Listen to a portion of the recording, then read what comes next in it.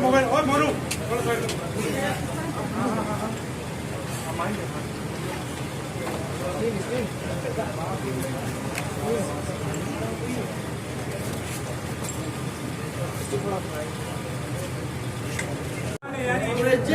Steel आप हट जाओ तो इतना गिरेगा थोड़ा सा ये लो सर बस ये मिनट मुझे अभी हाँ भैया मोबाइल मोबाइल दबाओ भाई पीछे रखना देख ले सही है ना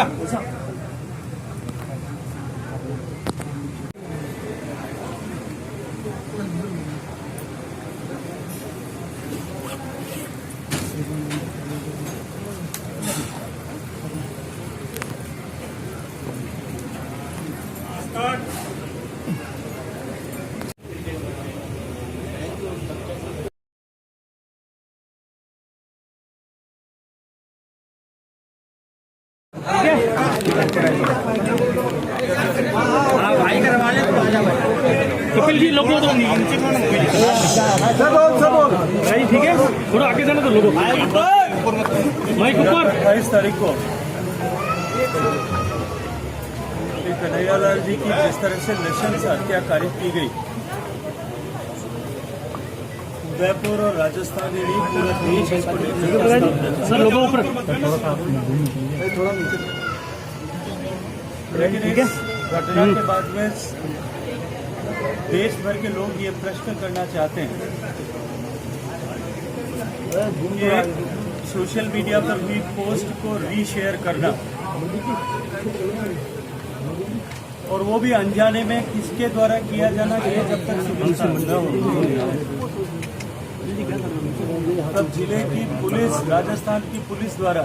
कपिल जी थोड़ा सा लोगों बिना किसी एविडेंस के उस व्यक्ति को 151 में गिरफ्तार करना, रात भर थाने में रखना, एक पोस्ट करने वाले व्यक्ति को अपराधी मान करके थोड़ा लोगों नीचे कर लो शक्लिंग दिख रही है उसे जेल में एक दिन रखना और बाद में मुचलके पर जमानत पर रिहा करना। रिहा होने के बाद में बार बार उसको धमकी दिए जाने के बावजूद भी पुलिस द्वारा केवल आश्वासन देना, बार बार सुरक्षा की गुहार लगाने के बावजूद भी सुरक्षा प्रदान न करना, अपितु उसी को सीसीटीवी कैमरा लगाने के लिए बाध्य करना और अंतिम समय तक सुरक्षा मांगने पर यह कह करके कि हमें टेलीवीआर जस्ट फोन कॉल अवे, एक टेलीफोन कॉल दूर है, अगर एक व्यक्ति की हत्या कारित कर दी जाती है।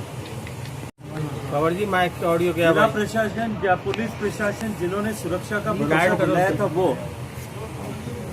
और उसके पीछे खड़ी राजस्थान की सरकार उसके लिए निश्चित रूप से दोषी है। कन्हैयालाल जी की हत्या चाहे हत्यारों ने कारित की होगी,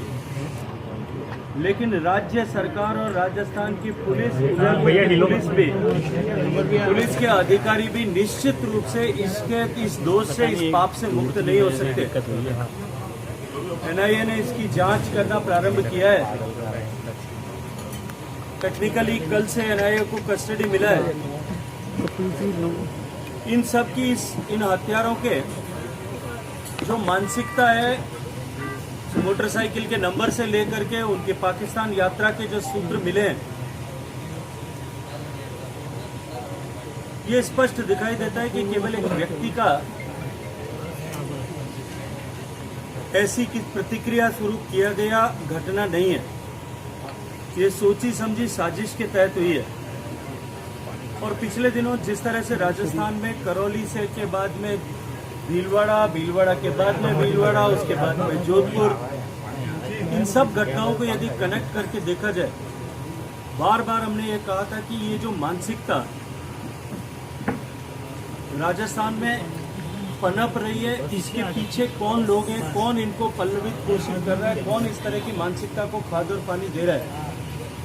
इसकी समग्रता के साथ में एक होलिस्टिक जांच होनी चाहिए और ताकि ऐसी मानसिकता को यहीं इसी स्तर पर रोका जा सके, क्रश किया जा सके। आपके सामने ही कहा है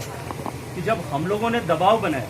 मैंने बार बार ट्वीट किया, मैंने मीडिया को द्वारा स्टेटमेंट दिया, अधिकारियों को फोन करके कहा, उसके बाद में उसको गिरफ्तार किया गया। लेकिन गिरफ्तार किस तरह से किया गया, ये वीडियो आप लोगों को निश्चित रूप से दिखाना चाहिए। मैं आपसे भी आग्रह करूंगा कि आर्टिकल 115 को सुनिश्चित कराने के लिए उसको इम्प्लीमेंटेशन हो, इसके लिए लोकतंत्र के चौथे स्तंभ के रूप में आप सबकी जिम्मेदारी भी है। समाज के सामने वो सत्य निश्चित रूप से लाया जाना चाहिए कि किन लोगों ने जो है, कौन ताकतें हैं जो ऐसे लोगों को उसके बाद में भी संरक्षण देने के लिए काम कर रही हैं। सर, क्या जोधपुर और अमरावती की घटनाएं जो सेम है, लिंक निकल सकता है इन दोनों का आपस में? क्योंकि ये जांच का विषय है, मुझे जांच के समय में इस तरह की टिप्पणी नहीं करना चाहिए। लेकिन निश्चित ही ये जो पैटर्न, चाहे करौली से लेकर के अब तक अमरावती तक जो पैटर्न दिख रहा है, ये इस पैटर्न में निश्चित रूप से दिखता है कि इस मानसिकता को कहीं न कहीं सूत्रधार कहीं जुड़े हुए। सर, कांग्रेस आरोप लगा रही है, जो एक आरोपी है रियाज, उसका कहीं ना कहीं संबंध बीजेपी से है। बीजेपी के अध्यक्ष मोर्चा में वो ज्वाइन किया था, वो फोटो भी वायरल की गई है, इस पर आप क्या कहेंगे? मैं तो इसके ऊपर पार्टी के ऊपर बात नहीं किया है, मैं पार्टी लाइन पर बात कर रहा हूँ। फोटो तो शायद किसी भी तरह के अपराधी की, कितनी तरह के अपराधियों की मिलेगी। फोटो तो जिन लोगों ने क्या घटनाएं की थी, वो रोजा इफ्तारी में कहाँ पाए गए थे, पहले उसके ऊपर प्रतिक्रिया करनी चाहिए कि वो किसके घर में रोजा इफ्तारी में कैसे लोग बैठे थे, पहले उनके ऊपर अपनी प्रतिक्रिया दें, अपने गिरेबान में झांक करके देखें। आज सारा समाज देख रहा है कि कौन ऐसी ताकतों को अपने वोट बैंक की लालच में ऐसे ताकतों को प्रेशर दे रहा है, वो इस तरह की जो है अनर्गल बातें करके अपने पाप से मुक्त नहीं हो सकते। जिनके हाथ खून में रंगे हुए हैं, वो दूसरों के ऊपर दोषारोप उंगली नहीं उठाएं, ये जो है उनके लिए श्रेयस्कर होगा। जम्मू को ले जाके जल्द से जल्द कार्रवाई करनी चाहिए, निश्चित रूप से करना चाहिए। मुझे लगता है कि चीफ मिनिस्टर साहब को और एनआईए को क्या करना चाहिए, इसके बजाय उनको क्या करना चाहिए था और नहीं कर पाए, उसकी समीक्षा करनी चाहिए। राजस्थान के जिस तरह के हालात बने, राजस्थान को जिस तरह से अपराध की कैपिटल बना दिया गया है, राजस्थान के लोगों को जिस तरह से माफिया के भरोसे छोड़ दिया गया, राजस्थान की बहू बेटियों को, बच्चियों को जिस तरह से बलात्कारियों के सामने परोस दिया गया, ऐसी परिस्थिति में अपने गिरेबान में झांक करके जो कुछ खुद को करना है, पहले उसके ऊपर ध्यान देना चाहिए।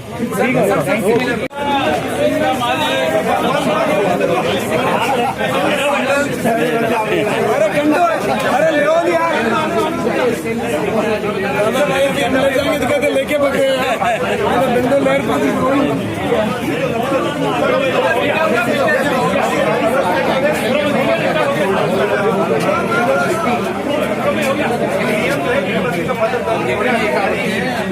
अधिकारी